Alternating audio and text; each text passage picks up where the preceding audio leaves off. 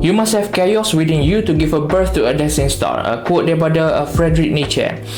Quote ni kita tak boleh translate one by one sebab dia bukan sekadar quote, dia adalah falsafah. So basically perkataan yang signifikan dalam quote ni ada dua. Satu adalah chaos, satu lagi adalah dancing star. So chaos ni kita boleh merujuk kepada kekacauan, kesakitan, kekecewaan dan juga kegagalan. Okay? Dancing star pula kita boleh merujuk kepada sinaran, menyinar dan juga kejayaan. So quote ni nak kata sebelum kita bersinar, kita mestilah terlebih dahulu merasa kekacauan dalam diri kita. Okay? So untuk kita faham quote ni, kita kena ambil contoh pokok dan juga tanah.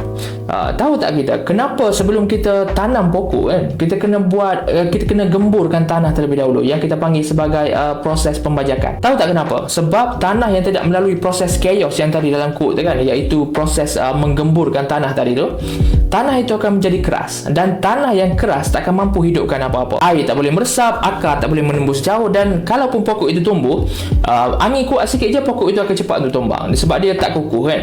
Jadi jentolak datang untuk gemburkan tanah. Seolah-olah kita nampak seolah-olah dia mengoyakkan permukaan bumi, tapi itu adalah proses untuk menyuburkan tanah. Dia akan hancurkan tanah yang keras dan juga dia akan cabut akar yang lama. Dan dalam life kita pun sama. Sebenarnya sometimes Tuhan hantar jentolak dalam life kita, iaitu satu benda yang boleh membuat kekacauan dalam diri kita. Semua kita buat tak jadi, semua benda kita buat tak kena.